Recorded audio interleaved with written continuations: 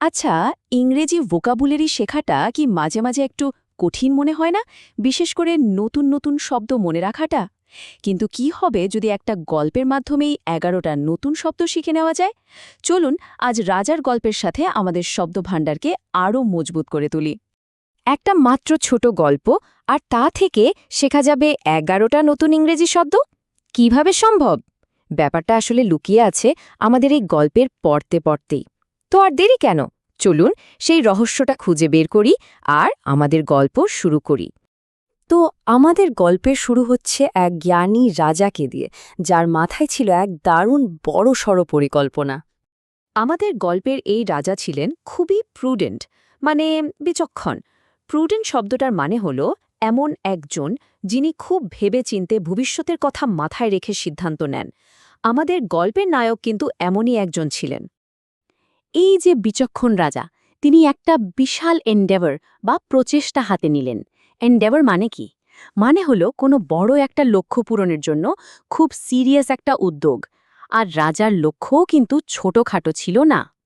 কিন্তু কি ছিল রাজার সেই প্রচেষ্টা? তিনি চেয়েছিলেন রাজ্যের ছোট ছোট গ্রামগুলোকে অ্যামালগামেট করতে। অ্যামালগামেট করা মানে হচ্ছে অনেকগুলো আলাদা জিনিসকে একসাথে জুড়ে দিয়ে একটা বড় কিছু তৈরি করা। রাজার আসল উদ্দেশ্য ছিল একটা শক্তিশালী অখণ্ড সাম্রাজ্য করা। কিন্তু জানেনই তো, কোনো ভালো কাজ তো আর এমনি এমনি হয়ে যায় না, তাই না? রাজার এই দারুণ পরিকল্পনাতেও বাধা আসতে শুরু করল। প্রথম বাধাটা আসলো কোত্থেকে জানেন? প্রতিবেশী রাজ্যগুলো থেকে। তারা ছিল খুবই চলেশ। চলেশ মানে হলো খুবই অভদ্র, বাজে ব্যবহার করা, রুক্ষ স্বভাবের লোক। রাজার এই এক হওয়ার প্ল্যানটা তাদের একদমই ভালো লাগেনি। আর তাই তারা কি করল? তারা রাজার এই প্ল্যানটাকে থট করার চেষ্টা শুরু করে দিল। থট করার মানে হলো কোনো কাজকে বা কোনো পরিকল্পনাকে একদম ভেস্তে দেওয়া, ব্যর্থ করে দেওয়া। সোজা কথায় তারা রাজার পথে কাঁটা হয়ে দাঁড়ালো।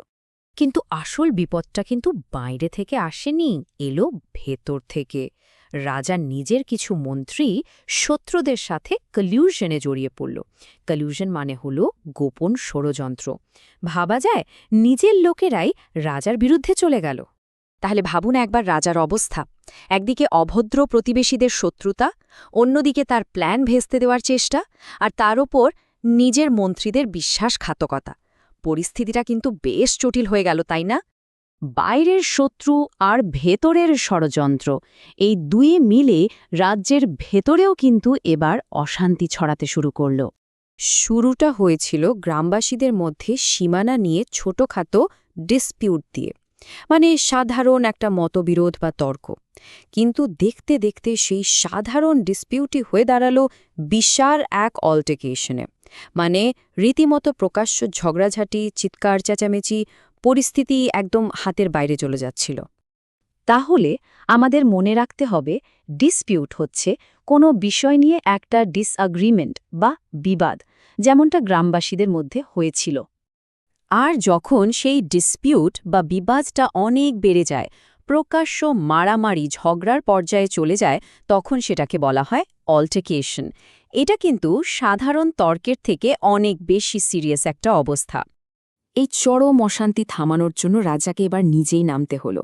তিনি রাজ্যের এ মাথা ও মাথা ছুটে বেড়াতে লাগলেন। এমনকি রাগেট বা বন্ধুর, মানে উঁচু নিচু এবড়ো-খেবড়ো পাহাড়ি রাস্তাও তাকে পার হতে হলো। গল্পটা কিন্তু এখন একটা খুবই গুরুত্বপূর্ণ দিকে এগোচ্ছে। রাজা এবার ঠিক করলেন তিনি সরাসরি সমস্যার মোকাবেলা করবেন। আচ্ছা, পুরো রাজ্য যখন এমন একটা বিশৃঙ্খল অবস্থায়, তখন সেই বিচক্ষণ রাজা কি করতে পারেন? কি মনে হয়? চলুন দেখি তিনি কি করলেন। আমাদের সেই প্রুডেন্ট বা বিচক্ষণ রাজা কিন্তু পালিয়ে গেলেন না। তিনি ঠিক করলেন যারা এই সমস্যাগুলো তৈরি করছে তাদের সরাসরি কনফ্রন্ট করবেন। কনফ্রন্ট করা মানে হলো কোনো সমস্যা বা ব্যক্তির সাথে সরাসরি মুখোমুখি হয়ে সেটার সমাধান করা। এবার গল্পের শেষ পর্ব। আমরা দেখব রাজা কিভাবে এই পুরো পরিস্থিতিটা সামাল দিলেন, আর এখান থেকে আমাদের জন্যই বা কী শিক্ষা অপেক্ষা করছে। তো ষড়যন্ত্রকারীদের মুখোমুখি হওয়ার পর রাজা কিন্তু এবার একটুও লিনিয়েন্সি দেখালেন না। লিনিয়েন্সি শব্দটার মানে হলো দয়া বা শাস্তি দেওয়ার সময় নরম হওয়া। রাজা এবার খুবই কঠোর হাতে বিচার করলেন আর সব দোষীদের শাস্তি দিলেন। তাহলে চলুন এক নজরে দেখে নিই এই গল্পের মাধ্যমে আমরা কোন 11টা শব্দ শিখলাম। প্রুডেন্ট মানে বিচক্ষণ, এন্ডেভার মানে প্রচেষ্টা, অ্যামালগামেট মানে একত্রিত করা, চলিশ মানে অভদ্র, থোয়াট মানে ব্যর্থ করা, আর কলিউশন মানে ষড়যন্ত্র। এরপর ছিল ডিসপিউট মানে বিবাদ, অল্টিকেশন মানে ঝগড়া, রাগেড মানে বন্ধুর বা অমসৃণ, আর শেষে কনফ্রন্ট মানে মুখোমুখি হওয়া, এবং লিনিয়েন্সি মানে কোমলতা বা দয়া। দেখুন তো, একটা ছোট্ট গল্পেই কতগুলো নতুন শব্দ শেখা হয়ে গেল। আচ্ছা, শেষ করার আগে একটা প্রশ্ন রেখে যাই।